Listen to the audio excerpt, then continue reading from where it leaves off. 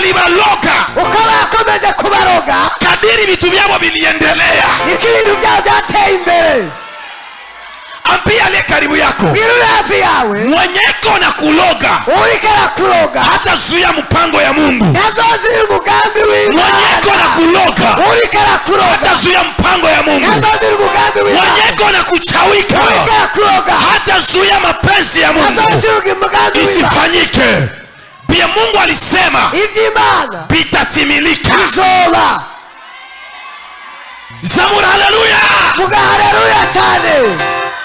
Huyu ni Farao. Uni Farao Anaweka sheria, yashizeho itegeko, akasema aravuga kila mtoto Mwebrania umwana wese w'umuheburayo wa mwanaume w'umuhungu watazaliwa azovuka pamuue. bamwice.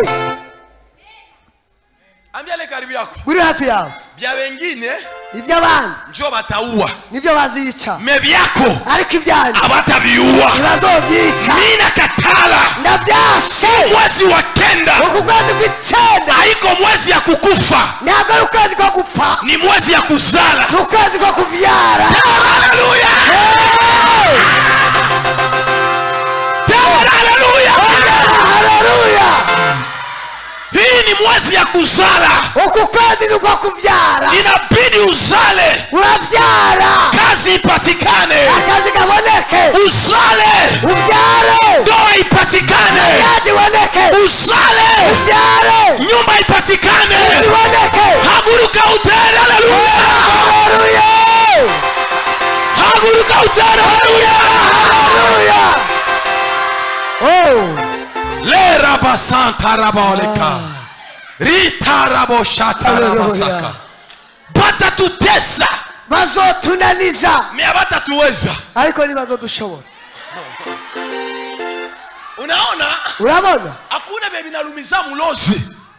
Hakuna bebi nalumizaka mulozi. nta kintu kibabaza umurozi Anafanya mulozi agakora ibyo akakuroga juu ufukuzwe mukazi, kugira bakwirukane mu kazi, kisha hanyuma banakupandisha promotion. akabona urazamuwe. Hakuna bebi nalumizaka mulozi nta kintu kibabaza umurozi analoga tumbu yako akaroga inda yawe usipate mtoto, nturonke umwana, kisha hanyuma kesho ejo anaona tumbu iko mbele. akabona ureba. Hakuna nta bebi kintu nalumizaka mulozi kibabaza umurozi aikale yicare aseme avuge hakuna mtoto nta mwana wa huyu mama huyu mumama mwenye atafanya ndoa, azokora mariage, kisha siku moja hanyuma umunsi umwe asikie kwako yumve wawe pi pi piri pi pi pi pi piri pi pi pi pi piri. Haleluya. Haleluya. Amen. Mulozi anakamata sumu, umurozi akafata umurozi anasema huyu mtu akavuga uyu muntu mimi natafuta muua, ngenda mwice agonde, yonde mwili yote ishe. umubiri umuveko, Kisha anashangala hanyuma agatangara machafu akabona amatama. Uku.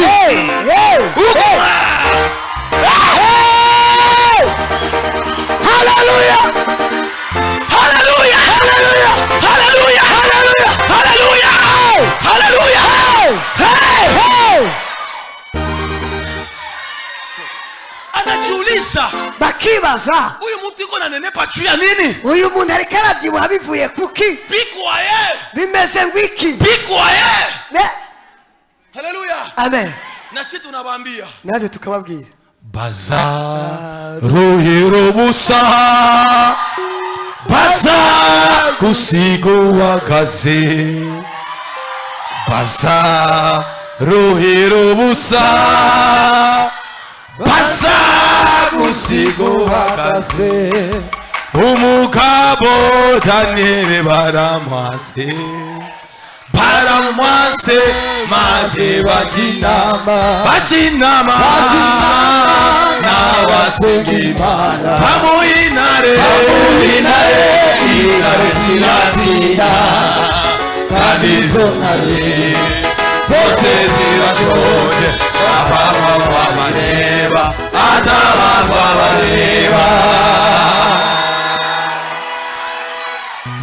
banakuchonganisha, bazoguteranya, banakuchonganisha baraguteranya kwa bwana yako umugabo wawe juu akuchukie, kugira kwanye, lakini busubuhi ariko mu gitondo banakutana bwana yako bagakosanga umugabo wawe iko na kupatia bizumi, ariko aragusoma. sheri mwe utashinda bien.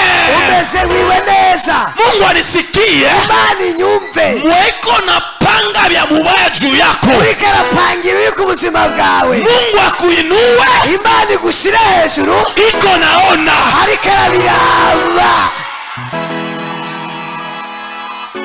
Haleluya, Haleluya, haleluya. haleluya. Bakabatesa Barabarusha juu baishe, kugira bahobo bashire, lakini ariko Biblia inasema Biblia ivuga neza gisi balibatesa uko babananiza ndio gisi waliendelea kuongezeka. niko bagomba bagwira. Kuko pastere mumoya Hari umupasiteri umwe ni wa Munyamulenge Munyamurenge, iko Kenya, sinzi ko ari muri Kenya, njoo sasa iko na Obiru Wanamuita Matayo.